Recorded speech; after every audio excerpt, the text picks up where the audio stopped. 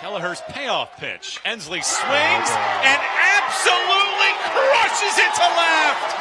Well out of the ballpark. First career grand slam for Hunter Ensley. Blows this game open.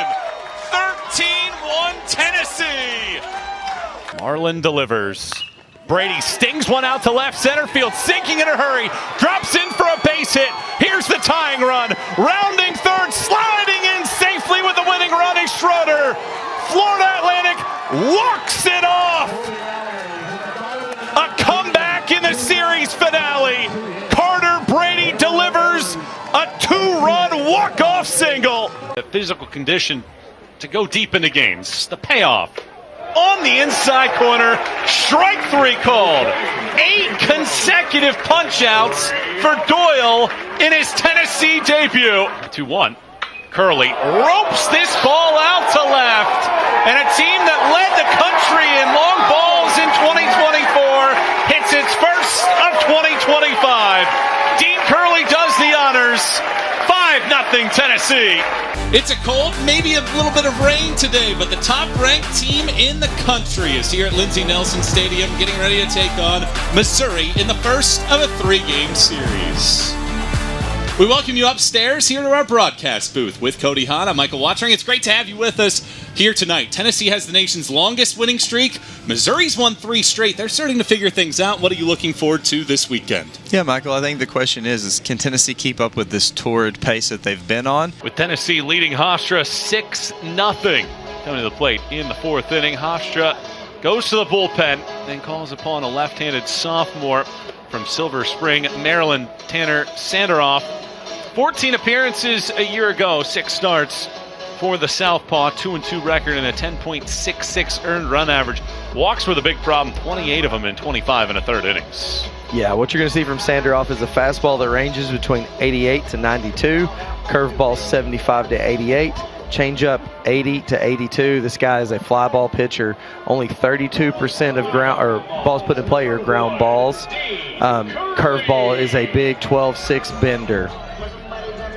He faces the only man that did not hit for Tennessee in a 4-run 3rd inning. The leadoff man, Dean Curley, here in the 4th, with Tennessee scoring the game's first 6 and the series' first 21. Sanderoff out there. And the left-hander turns it loose. Curley takes off the inner half for ball 1 at 90 miles an hour. Well, you mentioned it earlier, the pitching depth that might have been expected for Hofstra in peril. They lost their ace and all-conference pick from a year ago, Carlos Martinez, in the offseason to Tommy John. They lost a guy that they expected to start this game earlier this week, and a couple of their big bullpen options that would fill in the role for the team's closer last year, Mike McKenna, who had 11 saves at graduated. They're hurt for this weekend as well. So it is an opportunity, though, for some of these other young pitchers to solidify a position moving forward. Yeah, and Sanderoff looks pretty good right now. You see him lining up middle of the rubber, little crossfire action with a fastball slider. Got some deceptiveness to him. Nemjo goes 3 innings, 6 earned, 4 hits, 4 walks, 3 punch-outs. And that 47-pitch 3rd ends his day. Curley strikes out swinging, a breaking ball down. Curley down for the 3rd time in as many at-bats in this ball game. And a good start for Sanderoff. Yeah, very deceptive. You see it, leg kick, really good off-speed pitch right there as well. He's got some cut on his fastball. Everything's kind of blending at the moment. Key for him, keeping the fastball and all pitches in the strike zone. So now left on left with Keelan at the plate. Sanderoff's first pitch, fastball misses off the outer half. The third baseman, Curry, is closer to the grass from the shifted shortstop role that he has. Keelan showed bunt his last time up. He's 0 for 2 today. Sanderoff pitches. And Keelan spoils this ball, fouling it over the third base bleachers. It's a chilly day, rainy day as well here in Knoxville for Game 2 of this 3-game series in the opening series of 2025. Anticipation mounting across the country. 1-1 pitch. Just outside, 2-1. Of course, Tennessee winning the national championship last year. They played deep into June.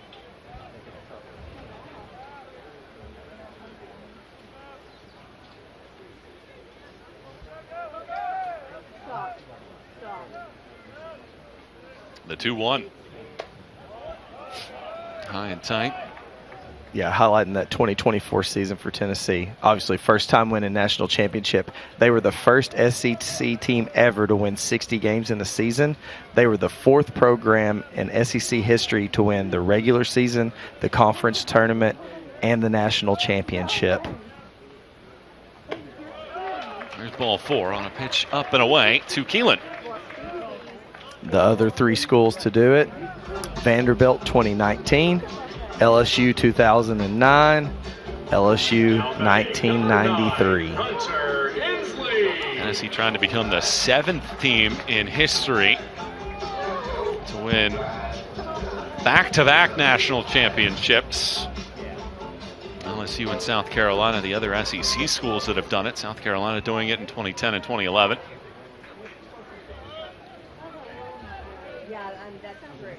Ensley takes high on this fastball. 14 national champions reach the final the next season after winning the national championship. So that's the goal for Tony Vitello. The last repeat national title holder was South Carolina in 2010-2011. So a long way to go between now and then, but something of a goal for this volunteer group. Yeah, I got to mix it up with that 2010 South Carolina team. They were pretty good. Pretty solid. Jackie Bradley Jr., Whit Merrifield, Sam Dyson. Yeah, they had a Christian. I'll get back to you in a minute. Had 4 or 5 big leaguers on that team, though. They were pretty good. 2-0 to Ensley is high, and after Sanderoff gets the strikeout to begin the inning, he has walked him in and now fallen in a 3-0 hole.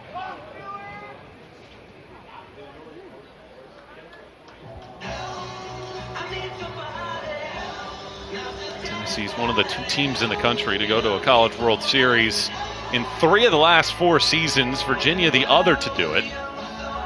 And incidentally, Hofstra has started its year against Virginia last year and now Tennessee this season. One of the challenges that Frank Catalanato puts forth for his group is playing against the nation's best to begin years. Christian Walker. Sorry about that, Christian.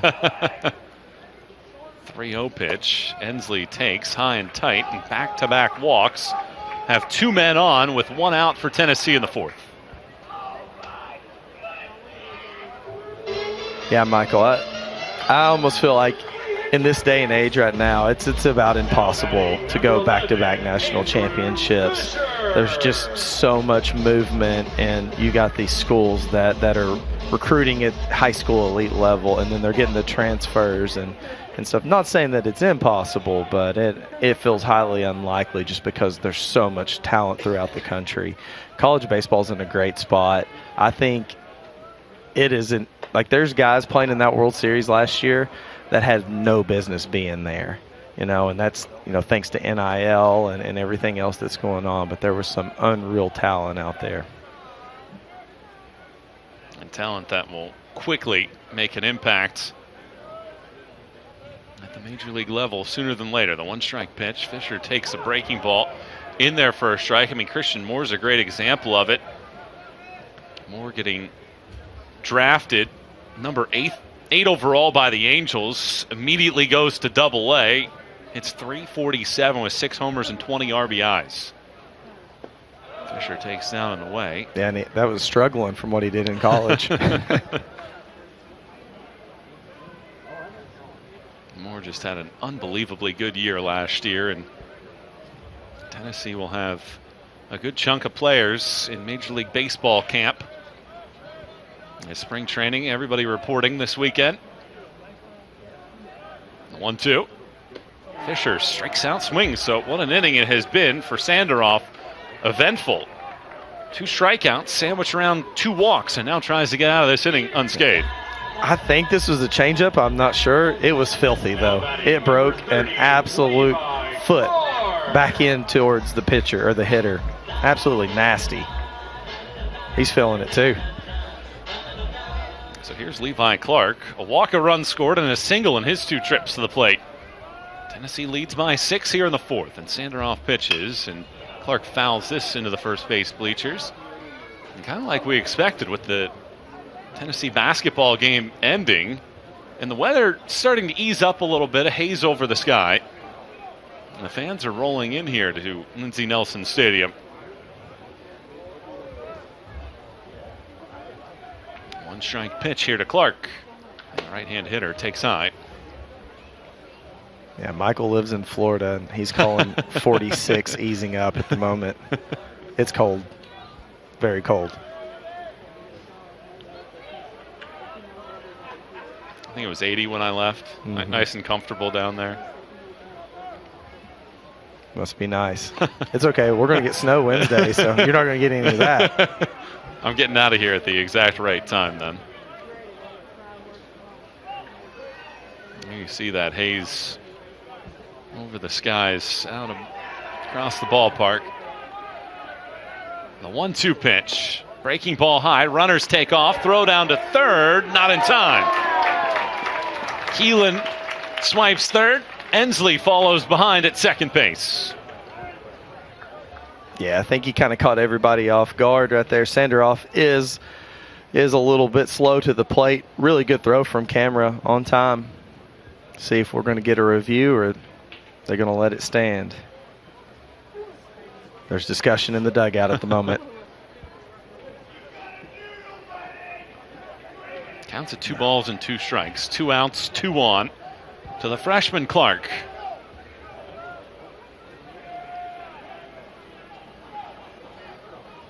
Sanderoff delivers, and Clark swings and unloads on a ball to left. All the way to the fence, Cox. He can just watch this one sail. The freshman with his first career long ball opens up a 9-0 lead for Tennessee.